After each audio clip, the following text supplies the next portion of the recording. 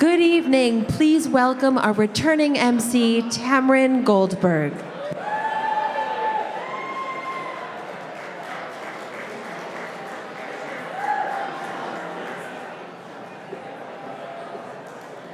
Hey, everyone.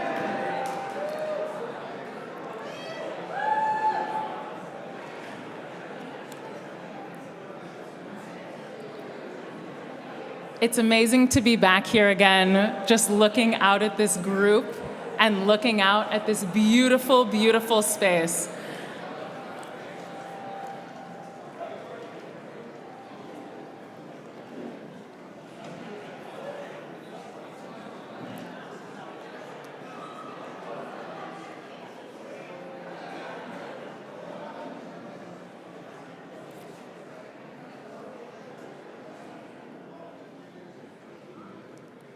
Good evening. Welcome to Treatment Action Group's annual Research in Action Awards. My name is Tamron Goldberg, and I am incredibly honored to be back here as your host at the magnificent Angel Orensanz Foundation. And hello to our family and friends watching on Zoom, and thank you to Michael Luciano, who is an HIV peer navigator, for helping to navigate the live stream.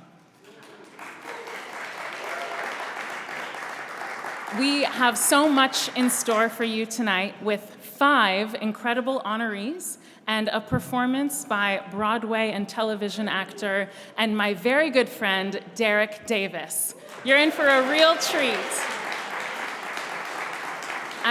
To kick things off, I'd like to welcome to the stage TAG board member Robert Monteleone and TAG board treasurer Laura Morrison.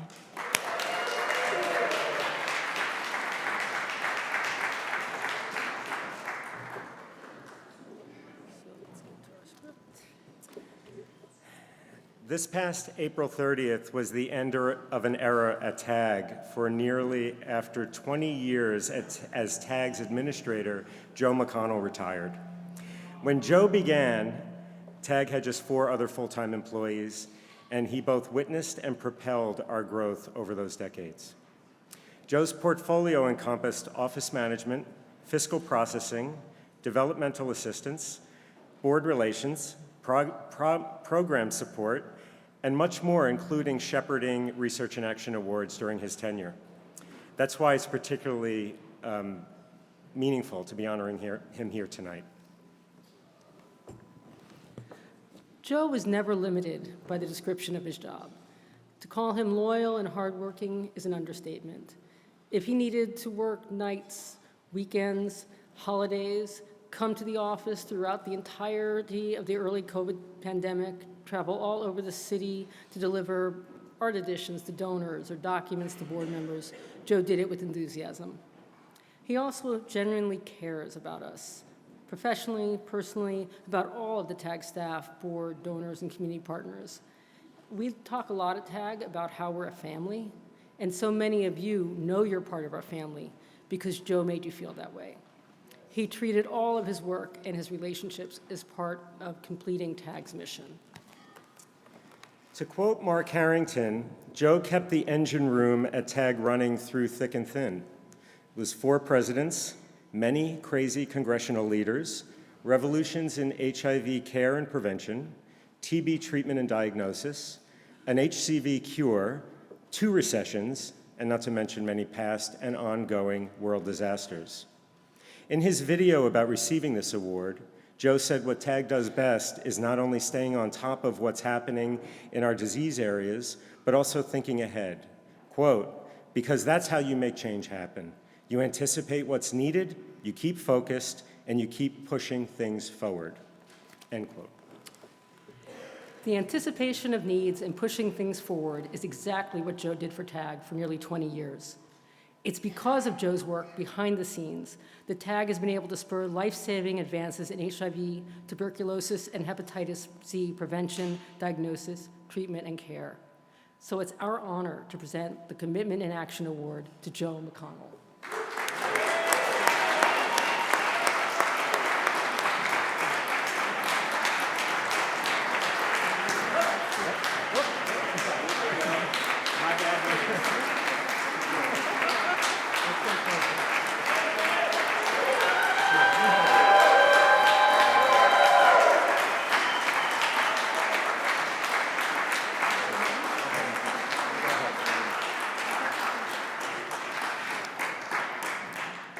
This is pretty overwhelming.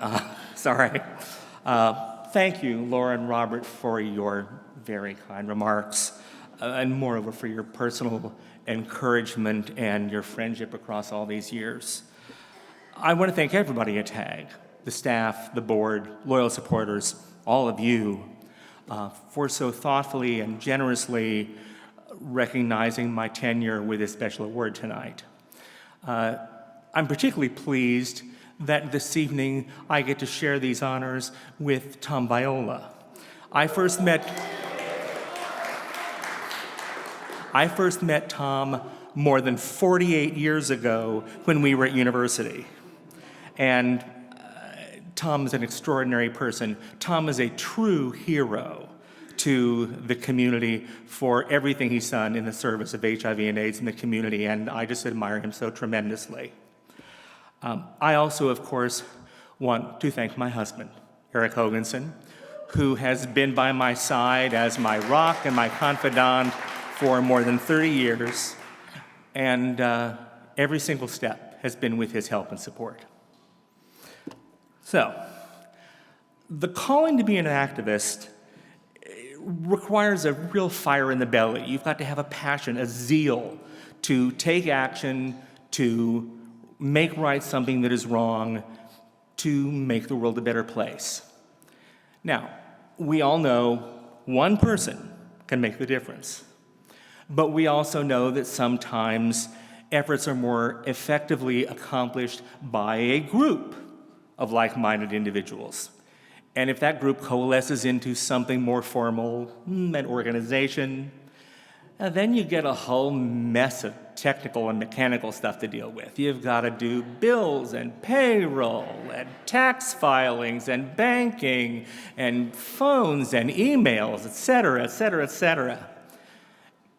And that's where you end up with somebody like me.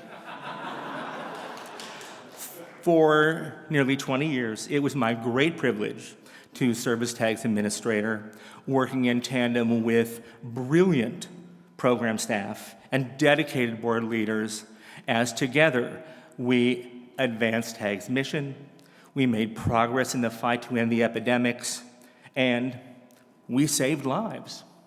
And I'm so truly grateful for the time we spent together.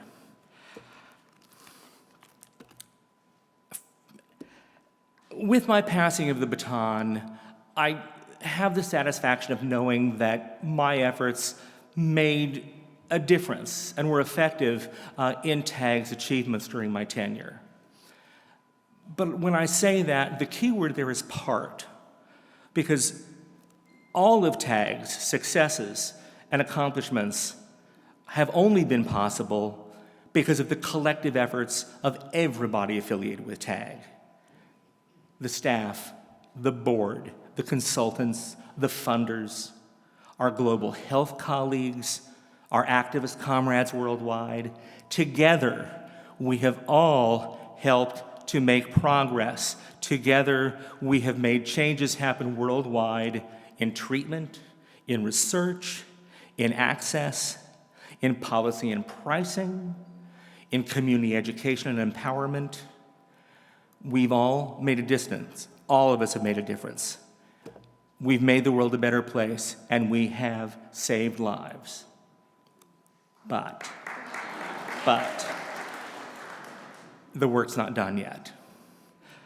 According to recent statistics, 663 people die every single day of hepatitis C virus. 1,726 people die every single day of HIV-related illness. That's one person every minute. And 4,383 people die every single day of tuberculosis. That's 3 people every minute. And then there's malaria, and there's monkeypox, and there's COVID. So you can see we must all remain vigilant in our commitment to work hard toward the struggle to end these epidemics, and please supporting the very effective work of Treatment Action Group at the forefront of this movement. We must all stay together and work hard until we see the end, until there's a vaccine, until there is a cure universally available to everyone. Aluda continua. Thank you.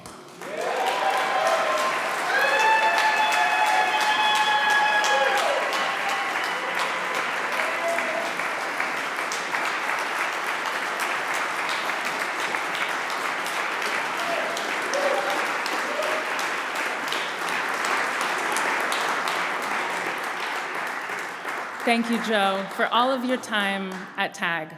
You will always be a part of this beautiful TAG family. So much has happened, clearly, in this past year. This time last year, I was performing in the North American touring company of Moulin Rouge, the musical. As many of you know, it's a show about truth, beauty, freedom, love, and a woman who's dying of tuberculosis. My dad, retired TB researcher and pulmonologist, Dr. Stefan Goldberg, who's right over here.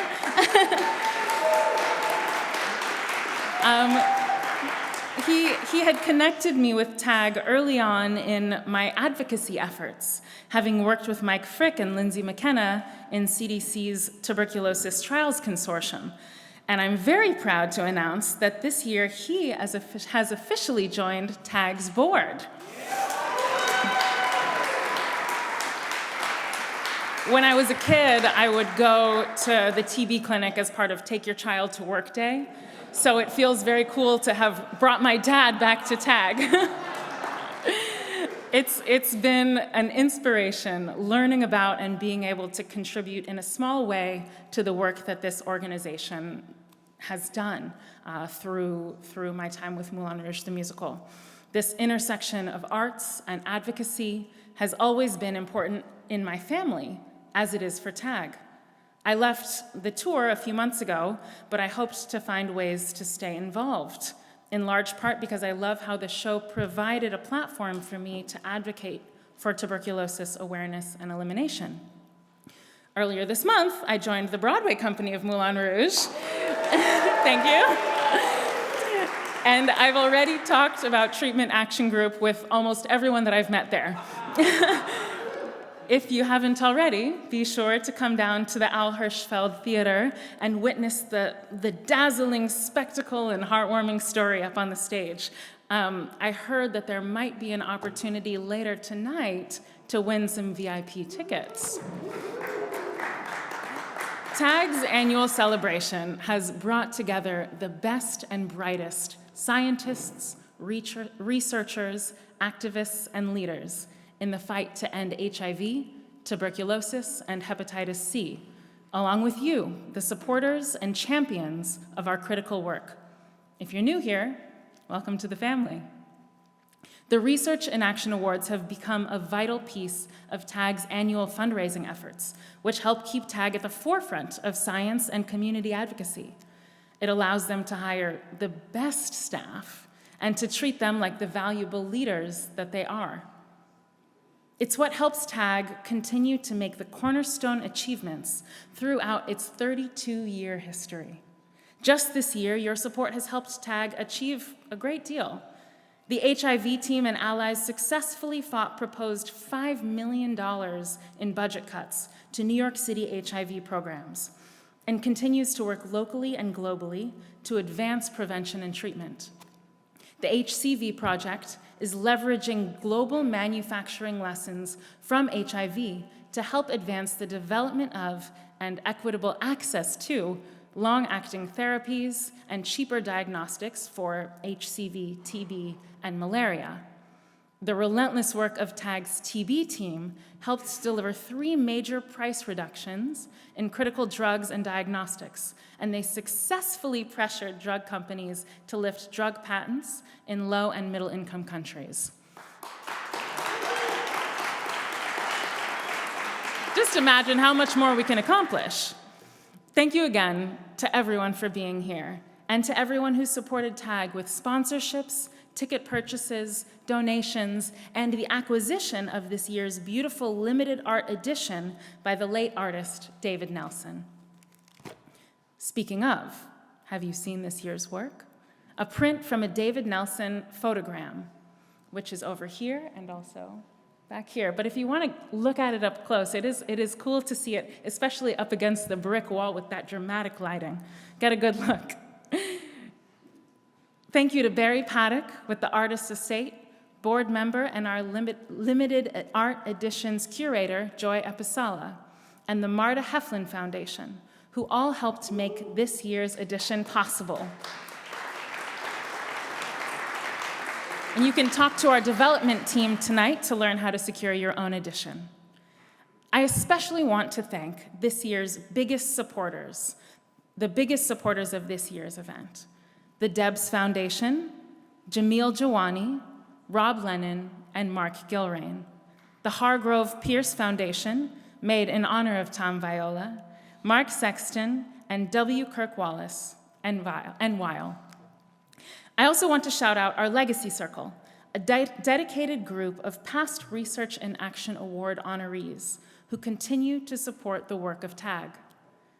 If you're a member, could you please stand so we can give you a round of applause?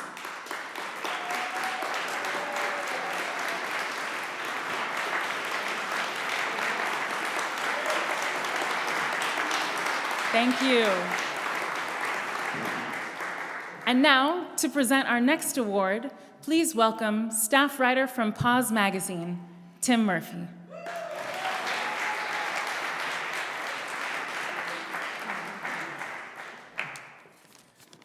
Hi, folks. It's so great to be here and to see so many familiar faces. I'm not a staff writer at Pause. I'm a contributor there and other places, including The Body and some other places too. Anyway, now I'll go to my boilerplate. Good evening. I'm Tim Murphy, a journalist and novelist. You may know my work through my coverage of HIV and other issues in thebody.com or Pause, or through my novels, such as Christodora, which encompasses the milieu in which, the milieu in which ACT UP and later Treatment Action Group were forged and made such indelible contributions to our nation's and our world's fight against AIDS. I am honored, I truly am honored to be presenting this award because aidsmap is, or sadly was, a really, really excellent UK-based HIV information journalism site that I have read and have linked to and have used and have trusted as a backup for so many years, frankly, that I took it for granted. I guess I thought it would always be there, and it's no longer, and that's a real loss to the very small world of sites with HIV information that are produced by truly knowledgeable advocates from within the community who have close ties to researchers and providers. It was a really vital site. So I'm honored tonight to present a 2024 Research in Action Award to my fellow AIDS journalist and writer, Keith Alcorn, a name I've heard for years, who I don't even know what he looks like. I guess, where are you? There he is. Okay, it's nice to meet you. For people living with AIDS and those who love them, access to accurate, up-to-date, clear, and evidence-based information is as necessary as the air we breathe and the water we drink. For almost as long as there's been an AIDS epidemic, there have been powerful community responses, including newsletters, film, video, and cable shows, and more recently, websites, blogs, podcasts, and other platforms. Founded at the height of the AIDS crisis in the UK in 1987, the National AIDS Manual, NAM, in its turn launched aidsmap as an international newsletter covering developments in AIDS research and treatment. From the beginning, aidsmap held up the highest standards of community-based science journalism and brought life-saving information to people all over the UK and beyond, I should say, and later, oh, well, there it was right there in the copy, and later to international partners all over the world. Keith played a pivotal role, both as a writer and, through 2018, senior editor, and continued to maintain his association with aidsmap. Sadly, in summer 2024, aidsmap closed for good. We're here tonight to thank Keith and his colleagues for their decades of service to our communities. The work they did is irreplaceable, and their presence as a community newsletter will be missed. Keith has received his PhD, teaches modern history at Royal Holloway University in London, teaches modern history at, all right, and in 2027, Yale University Press will publish his forthcoming book, The Empire in the Garden, How Exotic Plants Came to Britain. That is quite a leap from HIV. Or maybe not so much. Maybe it's a zoonotic thing. Ladies and gentlemen, I now present to you Keith Alcorn, PhD.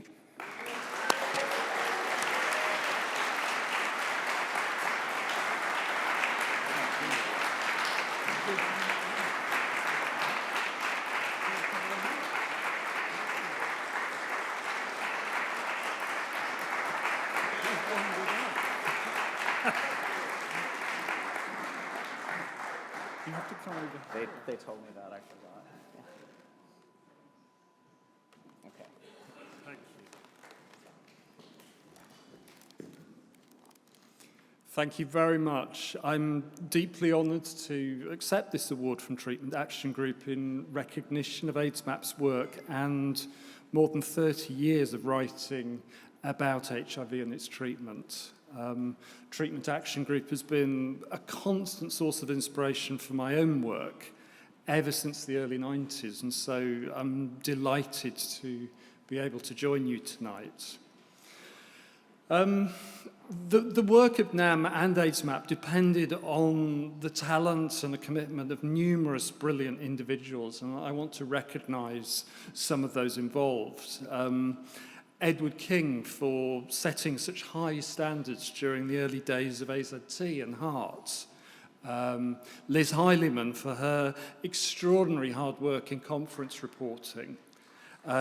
Gus Cairns for his pioneering work on PrEP and HIV prevention technologies, and Roger Peabody for his work to expand and diversify the writers who were so vital to sustaining the work of aidsmap. And I also want to recognise Teo Smart, who's here with us this evening. Teo edited HIV and AIDS Treatment in Practice, our newsletter on HIV and TB treatment in resource-limited settings between 2004 and 2012. And it met a major need at the time when many were grappling with how to implement antiretroviral treatment.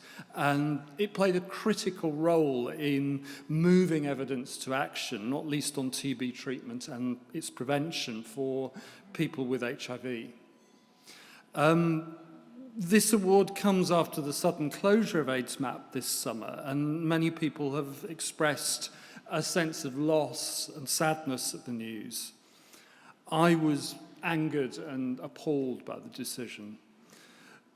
The global outpouring of sadness at the loss of the resource demonstrates the vital role that aidsmap played in informing advocates. Advocacy cannot convince, it cannot respond without clear, up-to-date and accurate information. And I would say that the loss of aidsmap has two lessons for community-based organisations, for HIV organisations. The first is that organisations need boards that have a deep understanding of why the organisation's work matters, and boards who will fight to sustain that work. The second lesson is the importance of unrestricted funding. If aidsmap was becoming unsustainable, it was in part due to the whims of funders. Unrestricted funding doesn't just keep the lights on, it provides breathing space when things go wrong, when the weather changes, or when new needs arise. So that's why unrestricted funding is so important for TAG to ensure that its mission can continue. So thank you once again for this honour.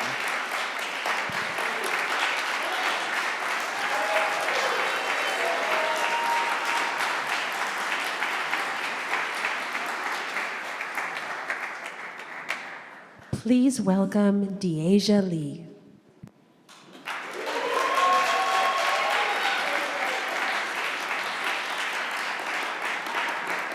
Good evening, everyone. My name is Deasia Lee, and I am honored to be here on behalf of Act Now End AIDS Coalition, or ANIA.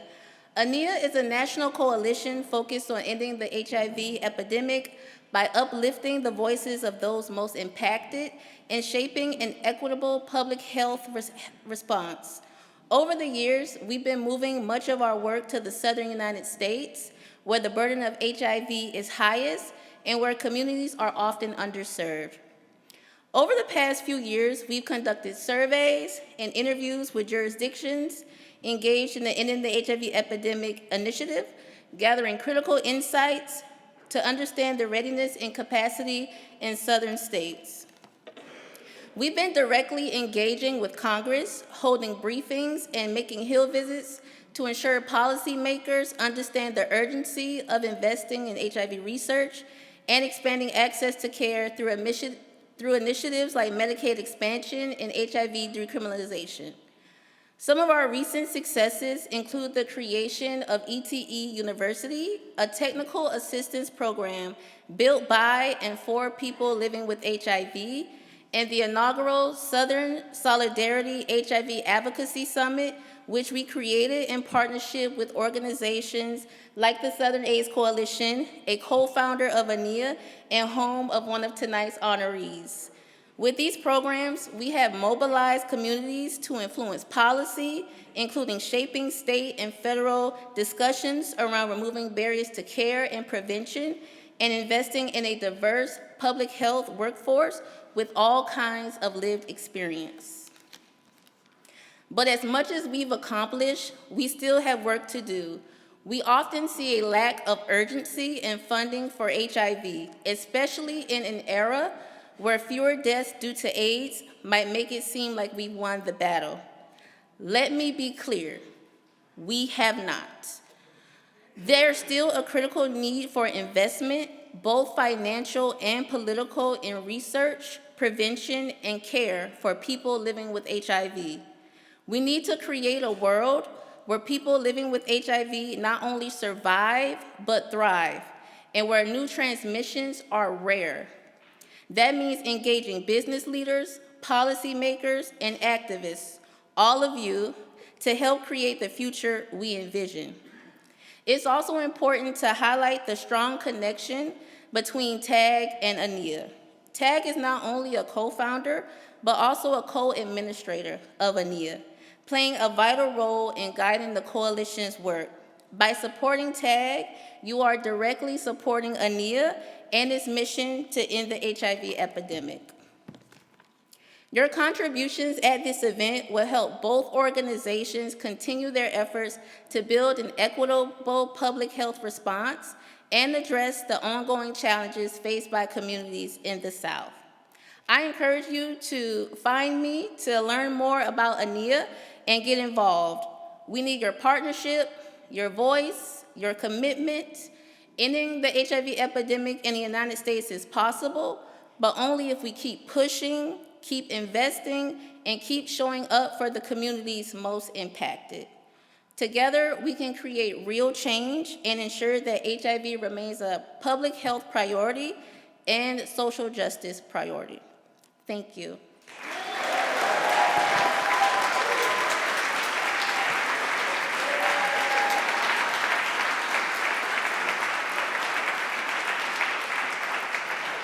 Please welcome TAG's Chief Operating Officer, Jason Kirk.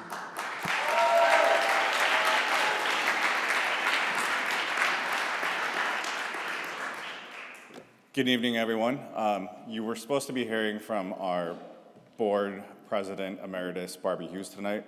Unfortunately, she had a family emergency, so I am more than happy to fill in tonight because Tom Viola is one of my personal heroes. We are so lucky to be able to honor him tonight with a Lifetime in Action Award. Tom has spent 36 years at Broadway Cares Equity Fights AIDS.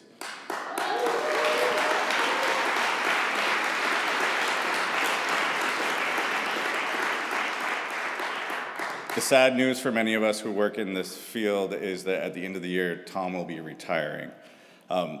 During Tom's tenure, Broadway Cares Equity Fights AIDS has given hundreds of millions of dollars to AIDS organizations throughout the country. I've had the personal pleasure of working at 2 different organizations, TAG, for which Tom has been a partner and a funder for us since the very beginning, and Low Country AIDS Services in Charleston, South Carolina, where they funded some of our work working with clients living with HIV and AIDS. Tom is the epitome of someone who took what made him angry and what made him sad and what, was so overwhelming living through the height of the AIDS epidemic and turned it into so much good in this world. There are so many people alive today because of the support and the passion that Tom has brought to his efforts at Broadway Cares Equity Fights AIDS. So tonight, we honor Tom with a Lifetime in Action Award. It's very well deserved. Please help me welcome him to the stage.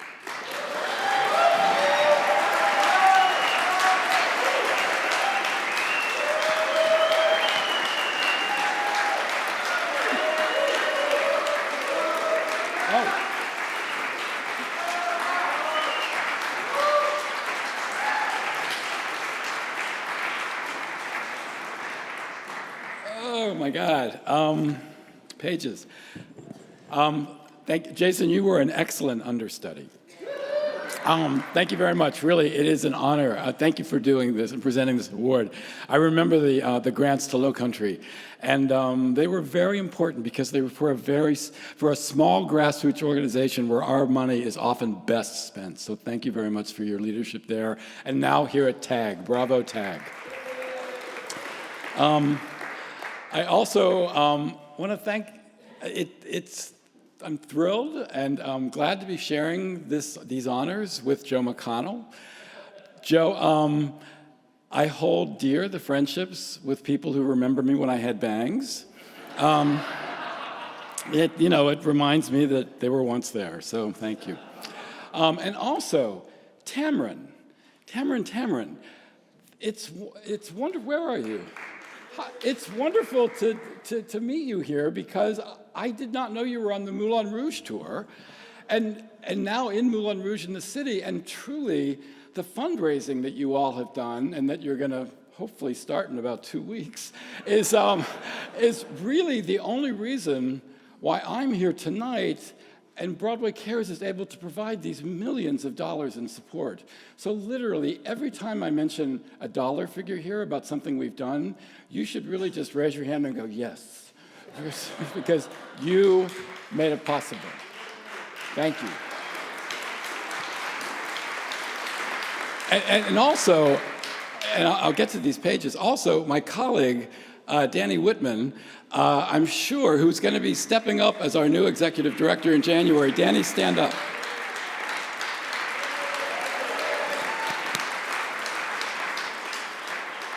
My point, Tamron, is, Danny, if you didn't make a note that Tamron is an excellent host and really good at the propaganda, you should. So, thank you. To the script. Treatment Action Group is one of Broadway Cares Equity Fights AIDS' earliest grantees, literally going back to a first $5,000 grant in 1993. Broadway Cares Equity Fights AIDS merged in May of '92.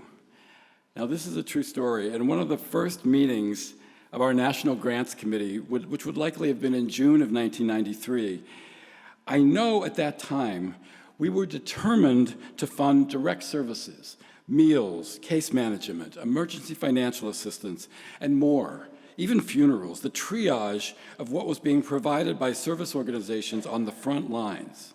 But there was truly a question as to whether our then limited early resources could be stretched to fund an advocacy organization, a collective dedicating to making sense of, understanding, and demanding change in how the science should be keeping us alive, how the process of the science should be keeping us alive, living with HIV rather than dying from AIDS. Now, it seems strange to say, but in my deeply emotional, but not always best informed neck of the woods uptown, it was indeed a question. Why would we fund this sort of advocacy rather than putting a meal on a table? there was no immediate gratification there, as there was in providing a meal, comfort, or solace. And I remember, many of you will, I remember Roger McFarlane, yes indeed, Roger McFarlane, looking across that first grants committee table at me when the question came up about that advocacy. Now he had a squint in his eyes, and his lips were very thin at that moment, which told me that some shit was about to hit the Broadway fan. And I'm telling you, this is what he said. Yes. He said, listen to me. He said, talking to everybody around the table in front of these stacks of grant applications, we will never have enough feel-good, enough caring and showbiz that will raise all the resources needed to address the horror that we're all facing if someone isn't paying attention to the science, the math, and those in charge of the process that creates the medicine that ultimately saves lives. So of course, yes. So of course, he said to everyone around that table, Broadway Cares will fund TAG because those fuckers will get it done.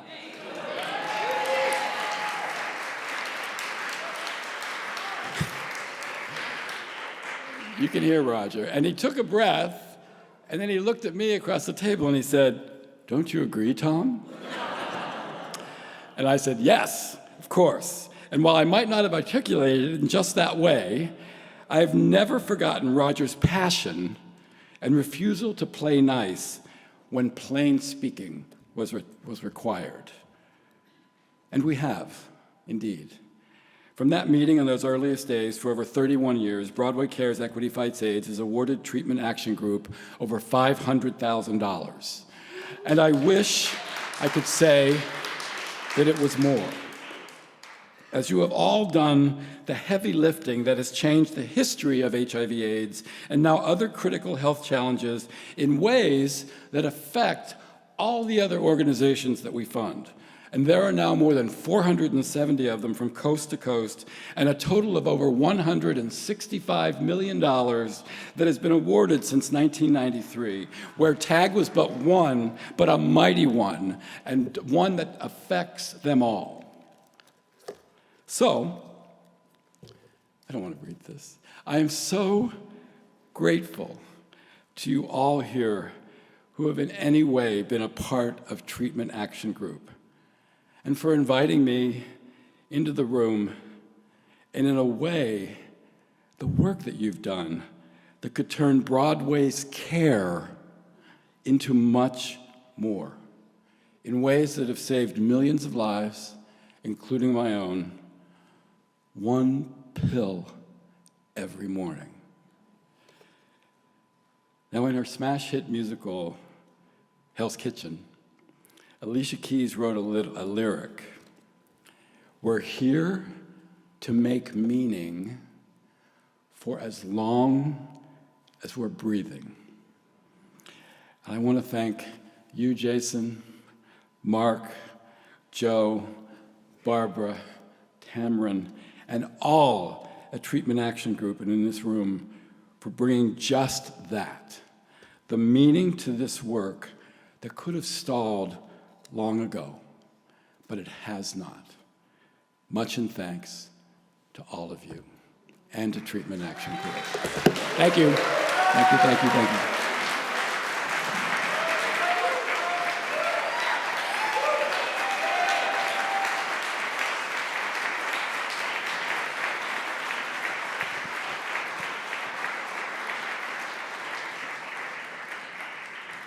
Please welcome Bob Bronzo and welcome back Jason Kirk.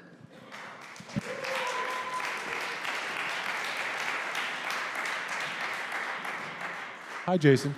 Hey, Bob. Hey. And could we welcome Tamron back up as well? Please. Yeah, we're a trio. But we're going to leave the singing and dancing to Tamron. You know, Jason, I came up here with a lot of cards, but it's really nice when the people who've been here before you have basically done your job for you, which is what I feel. Because for those of you who've been here while I've been working on Research in Action, you know why I'm here. Yeah, you're laughing, right? But don't laugh, because I'm gonna come after you. This is the live ask part. This is where we know that a lot of you have paid some nice money to be here. We know that some of you are guests of people who may have been treated. And we know that some of you may have been benefiting by the wondrous numbers of our stock market and may want to do, as my beloved mother, who's always with me, used to say, and used to live her life this way, when we have it, we share it. Because then when we don't have it, we don't feel guilty or we don't feel bad. But when we have it, we share it. But in any case, I'll get to that in a second. But I just want to call out Joe McConnell's amazing call to action and his reminder to us of the stats of who we're losing each day from these 3 horrible diseases. Tamron, in all of her glory, not only sharing her story, which is so meaningful to TAG and to all of us here, but also sharing some of TAG's accomplishments this year especially. Keith, you said 2 glorious words: unrestricted funds, unrestricted funds, unrestricted funds, okay? That's what your money for research and action does for TAG.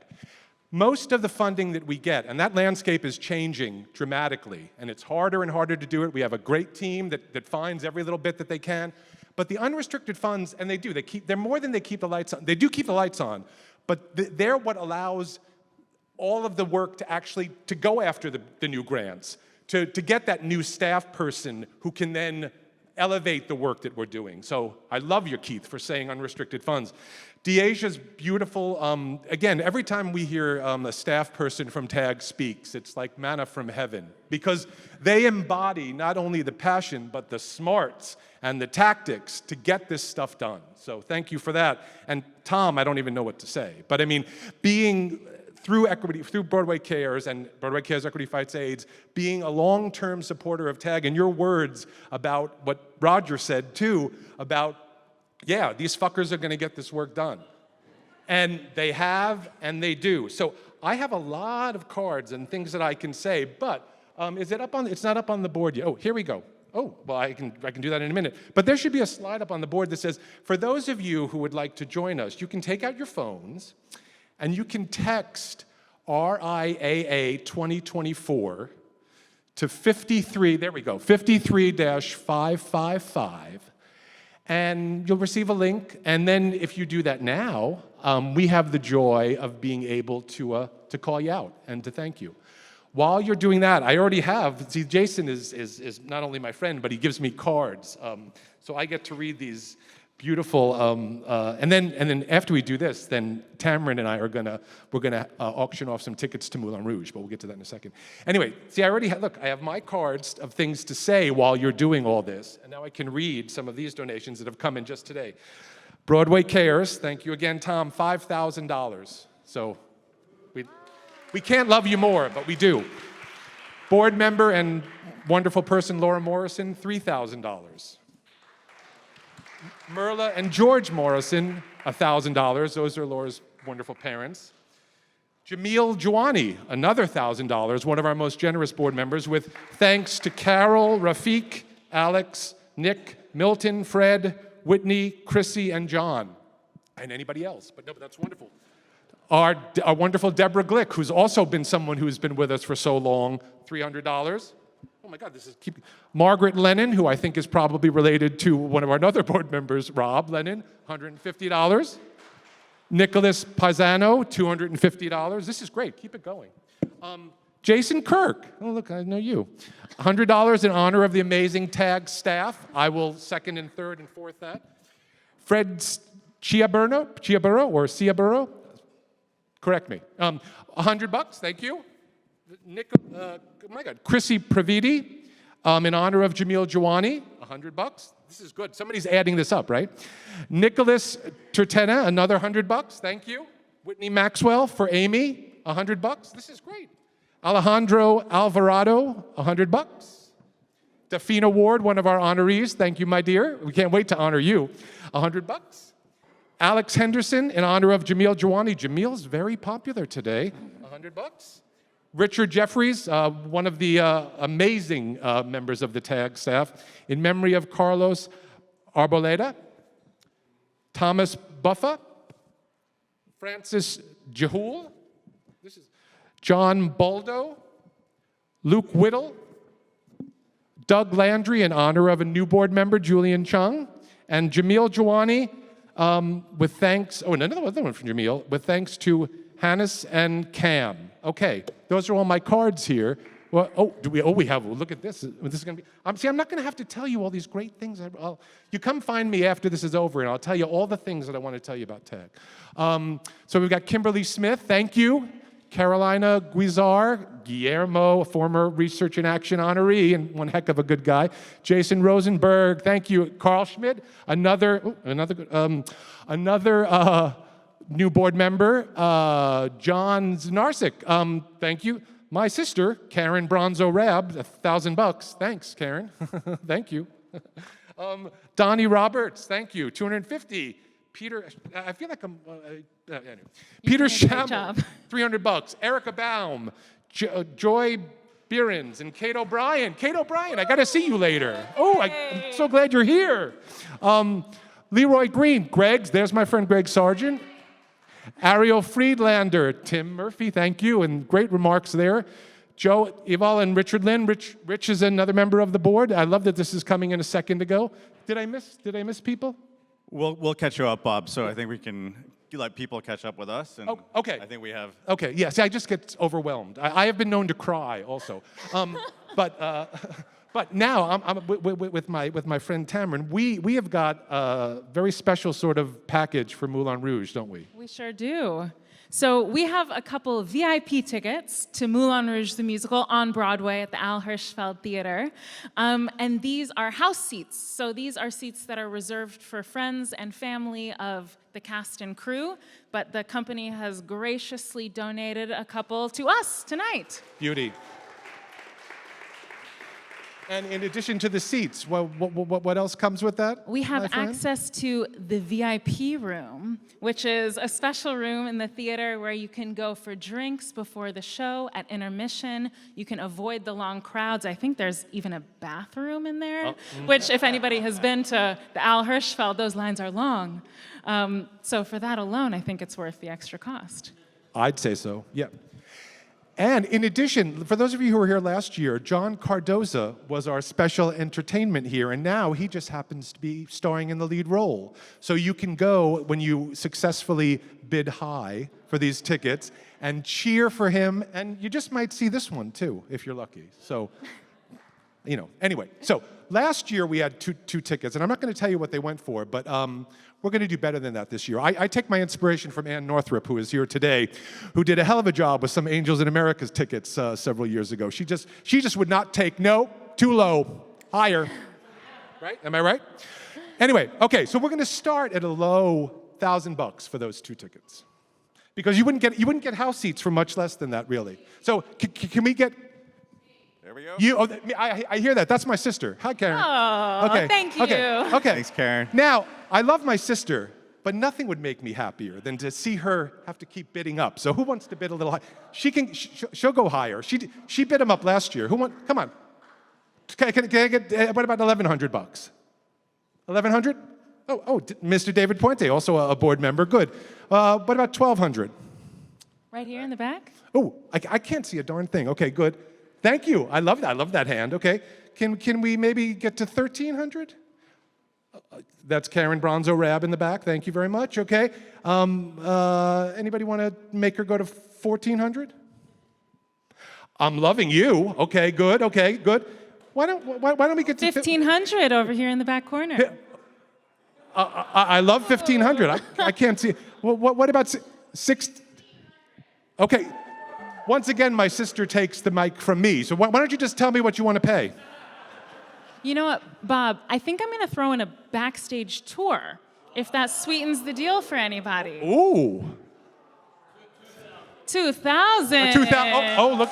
Thank you. Tamron, we need you here every minute. Okay. 2,500. Okay. Well, this is getting me. I'm kind of shaking a little. Oh, and hello to everybody who's watching on the live stream, by the way. If only you could bid. Aren't you sorry you're not here? 2,600? She's at 25. 3,000. Oh, I'm loving you.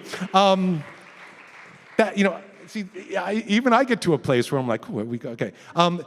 Does anyone, how about, would anyone go higher than 3,500? Okay, sorry. Ma, right up there. Ma, see what she's doing, Ma? 3,100. I'm not going to say anything anymore. I'm going to let anybody else bid it up if you want. Because I'm really happy right now. Should we let it go at 3,100? We'll let 32. Karen. 200. 33. Do we see 34? Oh, this is a nice day, people. 33. Going once. Going twice. You're going to take me? Whoa. 34. Oh, look. Oh, I feel like I'm in Vegas. And we have to keep this moving, though, because we have 2 other wonderful honorees to go. 34. You going to let her? Okay. Well, once again, Karen, you did a great job of bidding it up. I love you for that. Yeah. Okay. David, going. They're yours. You're going to have a great time. Thank you so Hooray. much. Thank you, David. Okay. Hey, Bob, what? That is true. Hey, Bob, look at that. That's good luck. That's good luck. This is another one? Yes, these are new. Okay, but I thought okay. Joseph, are you giving us all your money? Joseph Vival and Rich Lynn, another 5,000. Our board president, 1,500, Ivy. Maura, what are you doing? I'm talking to my friend in Wisconsin. You already gave a lot of more, another $500 from you. Carolina Guizar, another. Did I read some of these? If I did, you're not going to be charged twice. I just like reading your names. Carolina Guizar again. Robert Suttle. Jim Aquino, hello. We miss you today. Greg, yeah, I did read some of these. Okay, I'm getting a little too excited. Greg Sargent again. Jack Stever, another one from you. Kendall Martinez Wright, thank you for that. Love you. I read Tim Murphy, unless you did it again. D'Angelo, my eyes. Dantaskis, I hope. Thank you. Antar Bush, love you. And Ariel Friedlander. We may have done some double. No, these are new. Keep people it give more than once. You know what? We welcome you to give more than once. I have a few here too, Bob. We'll sing them all. I'll stay all night. The gay men understand what I'm saying. We have Mark Harrington, $1,250. Good. Jesus Aguais. Joseph Chiplock. Joe Chiplock. Alex Brightman, our event producer. Alex Brightman. Ron Goldberg. And Mr. Goldberg. And a former Research and Action Award winner, Linda D.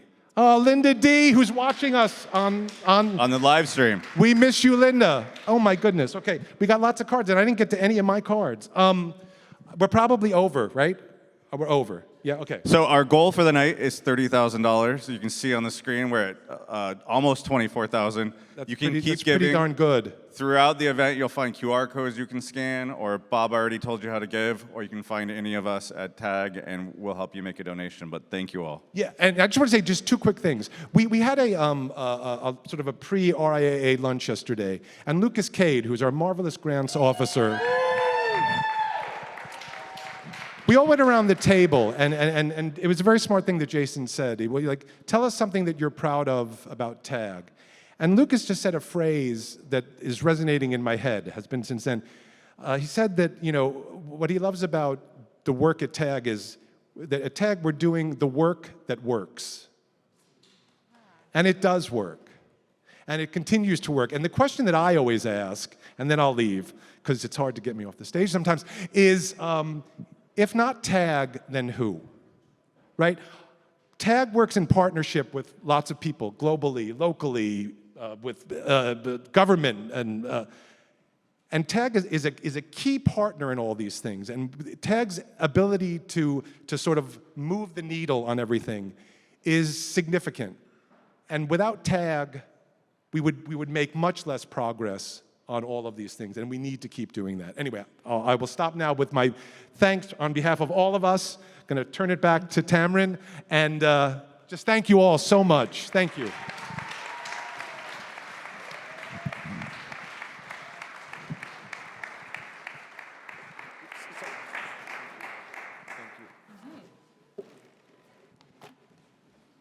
Okay, so as we said, our goal, we have a goal for the evening. I have a very competitive spirit, and I have to say that in this last year for the fundraising that the Broadway community does every year for Broadway Cares, the Moulin Rouge Tour won most money raised of all equity touring productions. So please help me, and let's keep this competitive spirit alive, and let's reach that goal that we have. You can feel free to continue donating throughout the rest of the evening, and of course beyond that. Now I'm so excited to welcome an incredible friend of mine to the stage, performing You'll Never Walk Alone from the Broadway musical Carousel. Here is Derek Davis.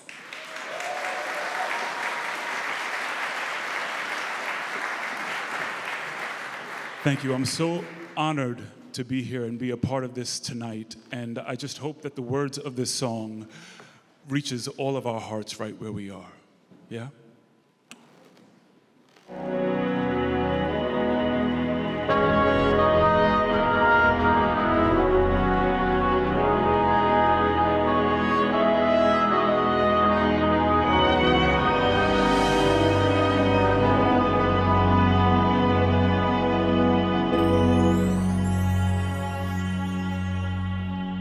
When you walk through a storm, hold your head up high and don't be afraid of the dark. At the end of the storm is a golden sky and the sweet silver song of a lark. Walk on through the wind, walk on through the rain, though your dreams be tossed and blown. Walk on with hope in your heart, and you'll never walk alone. You'll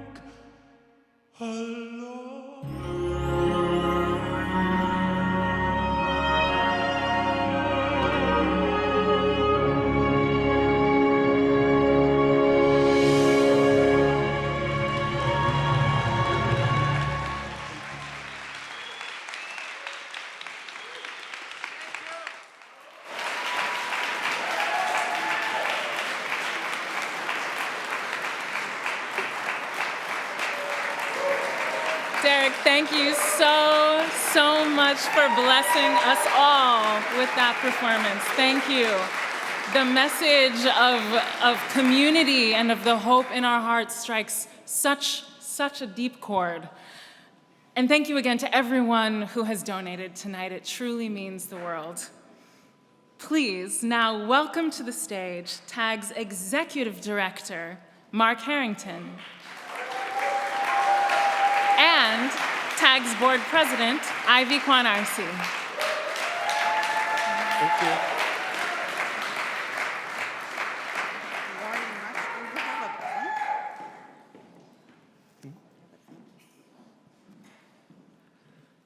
So, before we go into the next award to the historian, biographer, and cultural critic, Cynthia Carr, Ivy and I want to do a couple things. We want to thank everyone for coming here and supporting our work. But right now, I would like the members of the TAG staff to please stand up wherever you may be.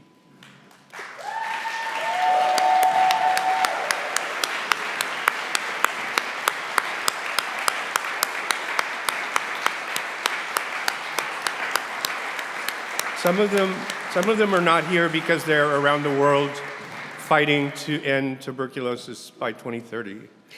Could everyone who's on the board of directors or has been a member of the board of directors please stand up?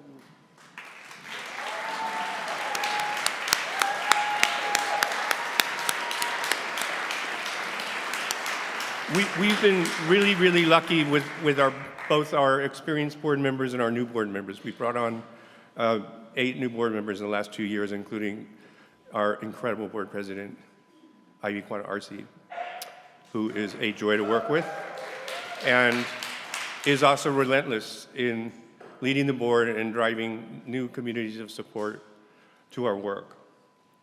I just want to say that we have our work cut out for us next year, regardless of how the elections go. We have fought every single president since Reagan on AIDS policy and policy around TB and Hep C. We now have better drugs for HIV prevention and treatment than we've ever had before. But the cost of the newer injectable drugs is about $46,800 per person per year for PrEP. And you can get an oral PrEP for $20 a month. Insurance is not paying for the new injectables. And so just like we did with the Hep C drugs 10 years ago, and just like ACT UP did with Burroughs Wellcome and AZT 36 years ago, we're going to have to be part of a worldwide movement to challenge the drug companies to bring down the price of those new forms of PrEP so that we can prevent millions of new HIV infections all around the world. In the hepatitis space, we have drugs that can cure the disease, but we do not have political will to fund the delivery of those drugs to people who need them. Here in New York State, we even have a plan to end Hep C that was really driven by TAG's Hep C program. And of course, the TB program, since its inception 22 years ago, has really provoked the research to create an actual revolution in TB diagnosis, prevention, and treatment, where TB can now be cured as little as 1 month for latent disease, as little as 4 months for active disease, and as little as 6 months for drug-resistant disease. The landscape has totally changed since TAG got involved 20 years ago. And so we're small, right? You saw how we're 20, right? With a board of somewhat over 10. So that's like 37 people, right? We wouldn't be able to do what we do without your help. The help of every single person in this room and everyone watching and everyone who's not in the room, because we have to be able to say fuck you to those drug companies about those prices for those drugs that were discovered and developed with our taxpayer money to the NIH to do the basic inventions that led the companies to invent the drugs. I could go on a lot, but I think you guys already know, and some of the other speakers have already talked a lot about the amazing work that TAG is doing this year. But Ivy, I think we want to take a moment and first hear from you and then acknowledge some of the people that we've lost over the last year. You have the list here? They're going to come up behind us.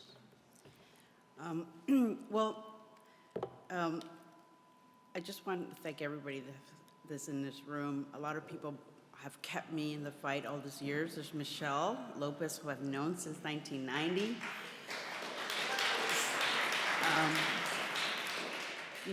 Reed Breland, who's not in the room, kept me coming back, working on prep.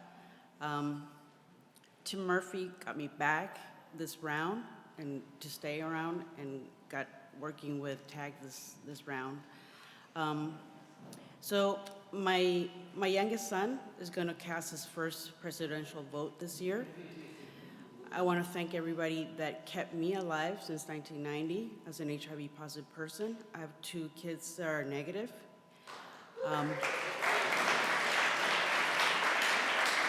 And my family in Canada, hi. And in Spain, hi. Regardless who will win this election, we are still part of the table to guide into equitable health care and new treatment. So please support us. And as Anne specifically told me to ask all of you, give us money to continue this work. And I want to thank everybody, all the honorees that shaped our lives, either the way we take care of each other to bring treatment, and as Joe said, everybody has made a difference. So of all the people that we lost, we have a slide this year. You can read it out. We're not going to read them. We're just going to let people have a moment of silence and see the names. We're putting up the names of people who passed away since last year's Research in Action. So that includes some people like Nancy Brooks Brody, who died in December of last year. And your mom. But let's all just have a moment of silence, please.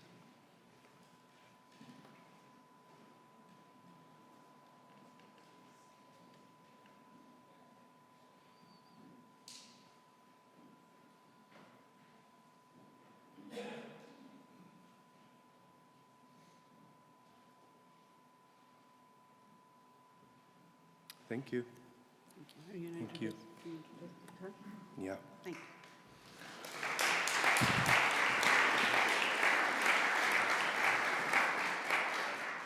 So some years we honor scientists, obviously, because their work is critical to all the progress that we're making and needs to be made to end these epidemics. But there's a lot of different ways of doing research that's relevant to our communities. And today we're going to be honoring a cultural critic, biographer, and historian who I believe is an unacknowledged national treasure and a heroine of our community. The year he died, trying to get out of occupied France in 1940, the German philosopher Walter Benjamin wrote a number of theses on the philosophy of history. And in one of them, number 6, he wrote that in every era, the attempt must be made to wrest tradition away from a conformism that is about to overpower it. Only that historian will have the gift of fanning the spark of hope in the past, who is firmly convinced that even the dead will not be safe from the enemy if he wins.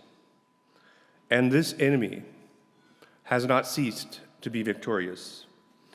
I don't think it takes a long time to think about the kind of enemy that he was writing about in 1940 and the kind of enemies that are opposing our work and are a danger to our lives and our communities' lives in 2024. Cynthia Carr is a writer, cultural critic, and biographer who has spent the last decades starting as a cultural critic for the Village Voice, out of which came her first book, On Edge, which is a really brilliant anthology that really will take you back to those kind of crazy, dirty, drug-fueled days and nights during the Reagan administration where there was wild parties and Wigstock and the Pyramid Club and And she writes in the introduction to that book that she wasn't able to even list all the names of all the people from that era in the East Village in the 80s who had already died by the time the book came out in 97. And then Cynthia did a deep dive into a terrible, tragic part of American history, looking at the legacy of a lynching that happened in Marion, Indiana in the summer of 1930, that her grandfather turned out to have been involved with. She unflinchingly confronted the racism, not only of her own community, but within her own family, and went back to Indiana, interviewed members of the Klan, who sounded a lot like the people who wrote the platform for the Republican National Convention this year. And it's really a harrowing book that I recommend that everybody read. It's called Our Town, and I was just speechless with grief and rage when I finished it, and I couldn't imagine how brave Cynthia was to go hang with the Klan to try to get the story of what made them so crazy and so angry and so full of hate.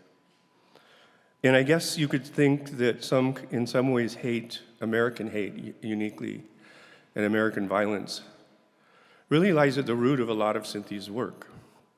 Her brilliant biography of David Wojnarowicz that came out in 2012 portrays an artist who not only really represented the best of the East Village artistic culture of the 80s, but became an activist, joined ACT UP, went to the FDA action, had a fake gravestone that said, "When my body dies, I want you to bring me to the steps of the FDA." Was a key figure in the war.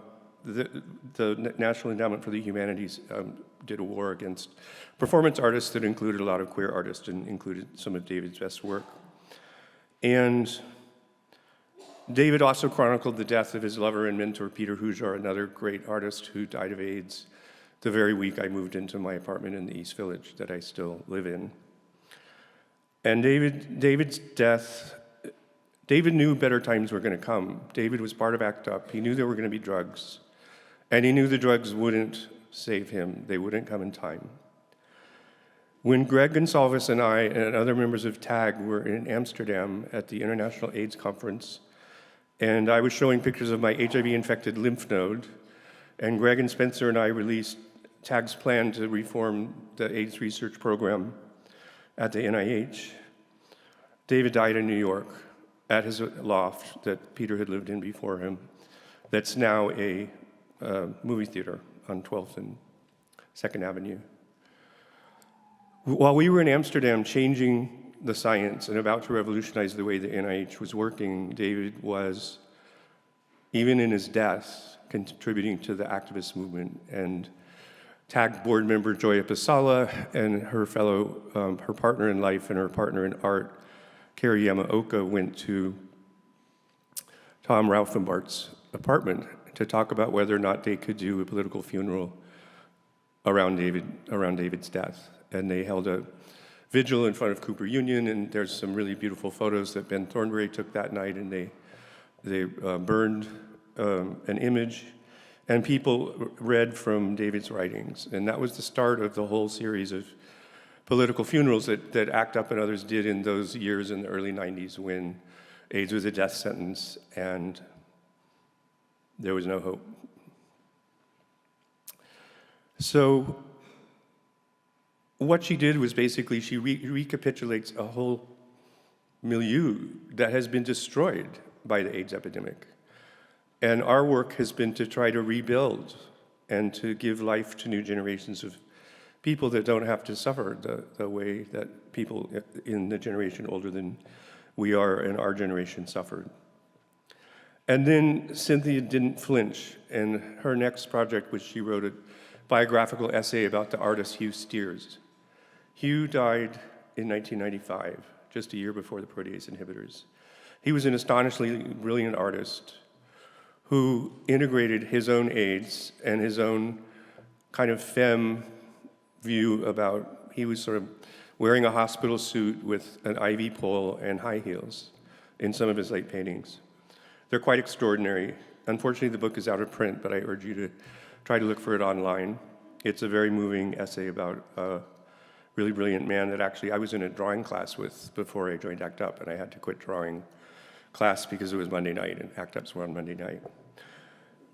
And then, so Cynthia spent the next decade exploring yet another person who had been scarred by American violence and American hatred. She had been lucky enough to have met a really good friend of Candy Darling, the icon, the actress, the Warhol superstar, and one of the early trans pioneers that helped to create the trans communities that we have now.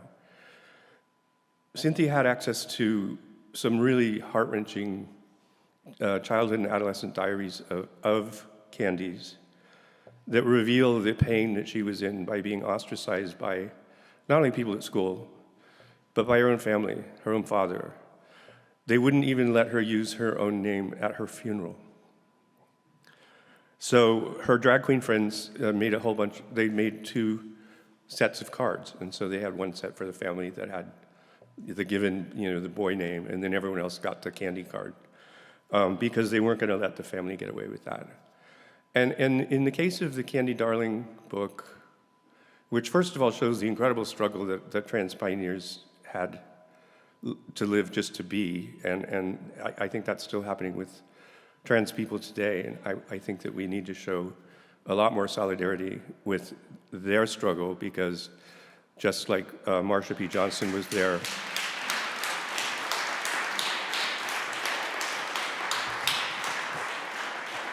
Marsha P. Johnson was there for ACT UP. She was at my first arrest. She used to come and yell at us about ignoring trans issues, and we didn't do well on it. Marsha was also at Stonewall, and I asked Marsha when we were in jail at that arrest in '88, I said, what song was playing on the jukebox when the cops broke in?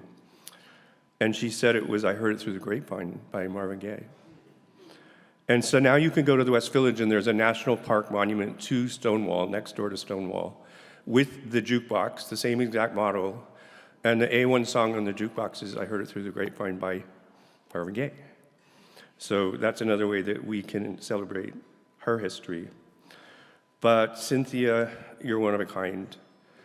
I am totally in awe of you. I don't know how you do it. I don't know how you can handle the pain, the bleakness, the suffering, and bring out the beauty of the lives of so many people that we've lost. And acknowledging those losses and being able to reenact them and to revitalize their memories is a crucial part of living with and transcending these pandemics, and so that there can be a better world. And so nothing could make me happier than to present Cynthia with a TAG Research and Action Award for 2024.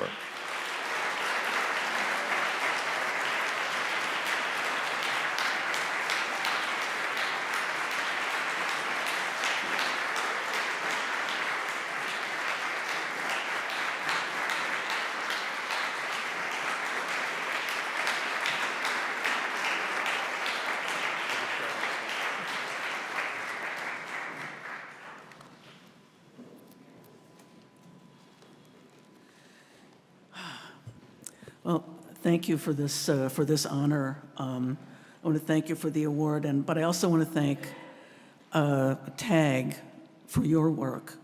And TAG's work is personal for me. Mark spoke about my biography of David Wojnarowicz. David was someone I was closest to during the last year of his life. And that's when I got to know his boyfriend, Tom Raufenbart. David died in 1992.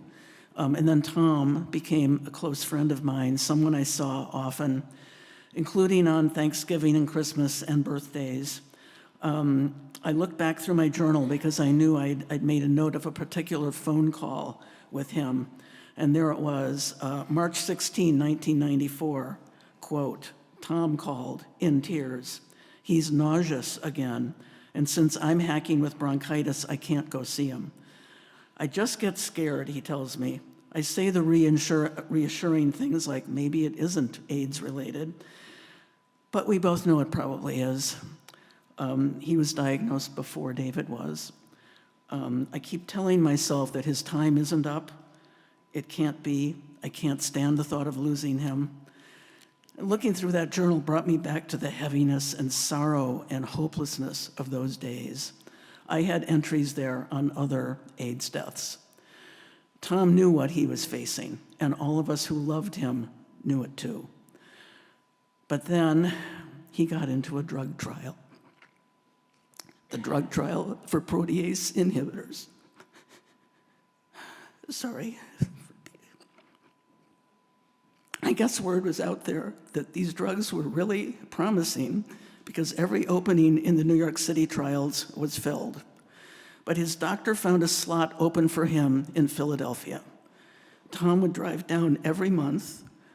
They'd do the blood work, and they'd give him the drugs. He found out later that his viral load had gone down almost immediately. Those drugs saved his life. And I credit TAG for working with the NIH, the researchers, the FDA, and people with AIDS around the world to speed up the research and to streamline how the trials were done. Tom lived for another 25 years, one of so many whose lives were saved by the work of the Treatment Action Group. You all deserve a lifetime achievement. I am humbled and grateful to accept this award. Thank you.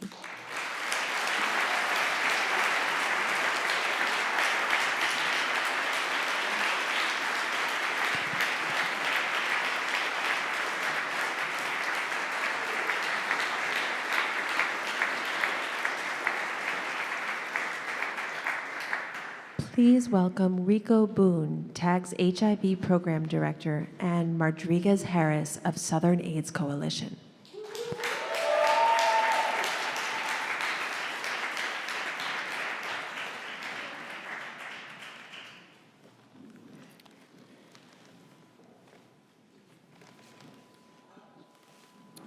Good evening, everyone.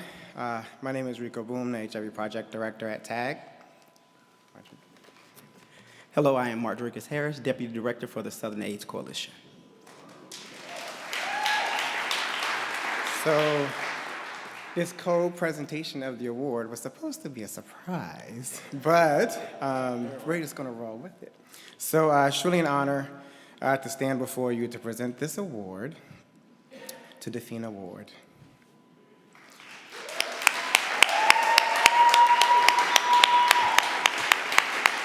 When I think of what it means to be a leader in the quest for ending the HIV epidemic, achieving public health equity, things like fearlessness, someone who's committed to cultivating partnerships and building bridges, and who embodies the spirit of community-centered and community-led approaches, Dafina is one of the main people who immediately come to mind. I've always been so appreciative of the unapologetic, intersectionality-informed lens that Dafina brings to the work of ending HIV inequities. And I share your belief, Dafina, that at our core, our communities already have what's necessary to get there, to end HIV in our lifetimes. The tenacity, the expertise, the lived experience, the altruism to participate in research studies, but also the historical awareness to call researchers and public officials to task to ensure that people who look like us are respected and meaningfully engaged in research.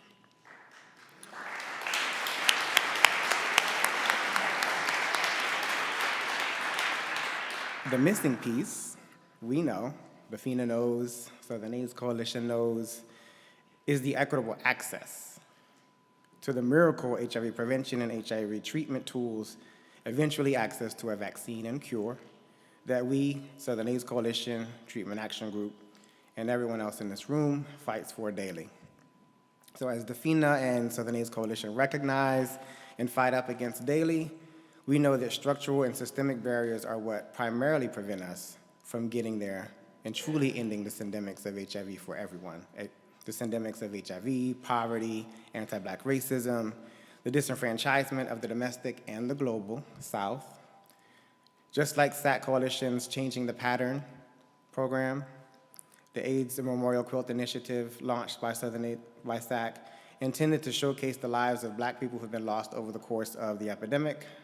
Dafina, you too are changing the pattern of what leadership looks like in this field. Tonight, we honor you, and we look forward to continuing our partnership together.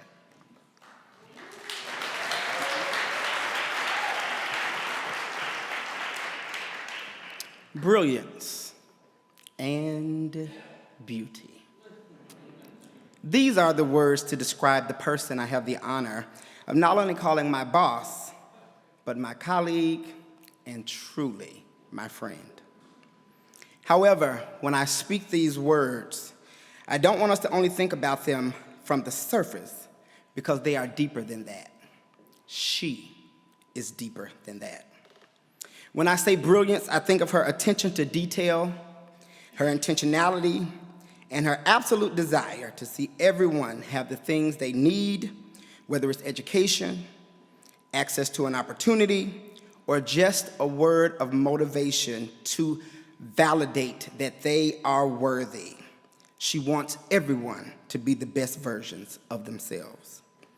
When I say beauty, I'm referring to her character, her soul, her resilience, and her unwavering passion and commitment to shift the narrative and change the landscape of HIV in the southern United States. I'm going to move quickly because much like she, I too am a crybaby. Dafina has been called a champion. She's been called a change maker. And this evening, I would like to add just a few more descriptors. I call her Black Girl Magic. I call her the epitome of style and oh, so much grace. I call her worthy. And I call you better than good enough. Awards are amazing, and you deserve every one you receive. However, don't you for 1 second forget, to many like myself and the folks you serve tirelessly across the South, you, Queen Dafina Ward, are the ultimate prize. You are the ultimate award. You are necessary, you're needed, and you make many of our worlds go round. So congratulations, my colleague, and congratulations, my friend. Everybody, let's receive Dafina Ward.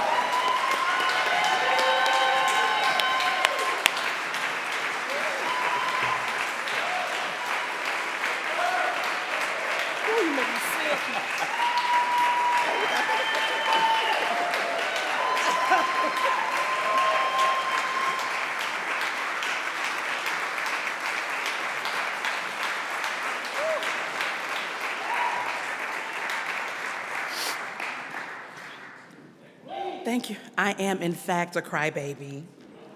Proudly. Whew. Good evening. Thank you so much to Treatment Action Group for this award, for so clearly demonstrating the connection between science and activism in your decades of our work. The famous Fannie Lou Hamer once said, "Never forget where you've come from, and always praise the bridges that brought you over." And I'm thankful that this evening you all have named so many of the bridges that have carried us over, and you too are the bridges, and so I'm thankful for you. Thank you, Rico, for our continuous partnership. Thank you, Deasia, for all that you do through ANIA, for recognizing the value of community contributions in our effort to end HIV disparities. My partner, Rodriguez Harris. You didn't sing. I thought you were gonna sing because that's part of your thing. But thank you. It means so much to have you here. I'm surprised. I was supposed to be surprised Rodriguez was here. And I can't say enough about all the work that you do with love and patience and kindness and skill to make Southern AIDS Coalition's mission come to life. It is an honor to lead Southern AIDS Coalition. We were founded 20 plus years ago by some Southerners who were just really pissed off. Group of HIV/AIDS directors from Southern states and community advocates who realized we had an epidemic that no one was paying attention to. And so still we are unapologetically committed to centering Southern lives, demanding the resources and all the things that people in our region, particularly those living with and impacted by HIV and AIDS, all those things they need to thrive. And I have to say, I describe our organization as one that is regionally focused and making a national impact. We do not end the national HIV epidemic if we don't end it in the South, and that is a fact.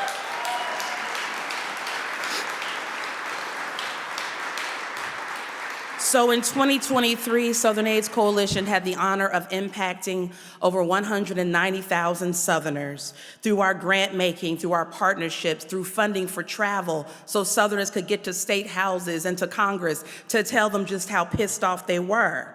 That is what we do, and that is why our reinvestment of over 40% of our budget goes right into our communities so that that work can happen. It's really humbling to stand here to be recognized for work that really is from my heart and from my very soul, addressing inequities and disparities around HIV and all health issues across the Southern United States. It is systemic and must be addressed. If you've ever seen me present, I usually start with a map from 1919 that was commissioned by the NAACP and published in the Crisis magazine. A map that demonstrated over 3,400 lynchings over 20 years across the country. And those hotbed countries are raised in bright red on this map. And those same states on that map where you saw the greatest rates of lynching in the early 1900s, that's where you see the highest rates of HIV transmission today. That's where you see the highest rates of AIDS-related deaths in this country today. It is not by coincidence. It is systemic. It is where you see a lack of Medicaid expansion, a lack of comprehensive sexual health education, supermajority of certain parties in our legislatures and our state senates. It is systemic, and it must be addressed. Sharon Lewin, who's the former president of the International AIDS Society, once said that people affected by HIV must not be just beneficiaries, but actors that drive our efforts. Research, through both quantitative data and the power of story, must center those who are most impacted. Our communities are not just subjects. They are catalysts, advocates, experts. There is no doubt that we can conquer health disparities, the marginalization of communities most impacted by HIV, tuberculosis, hepatitis C, and much more, if we challenge ourselves to lean into our uncomfortable truths and be committed to being enlightened and transformative. And I challenge all of us to do that today. And I thank you for being here, for your support of TAG. I'm so excited to see so many bridges in this room, and I'm thankful for the opportunity to share this space with you. Thank you again.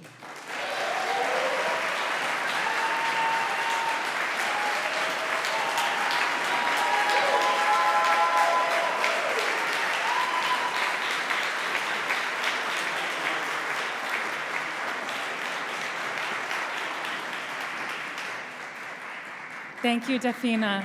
And thank you to each of our incredible honorees tonight. This has been an incredible evening, and I'm feeling like a crybaby as well, so I'm gonna pull myself together. The party is not over. The bar is still open. Hors d'oeuvres will continue to be passed. You can continue to contribute if you'd like. Thank you all so much for being here. Thank you for being part of this incredible community. I'm so grateful to be part of this incredible community. Have a beautiful evening.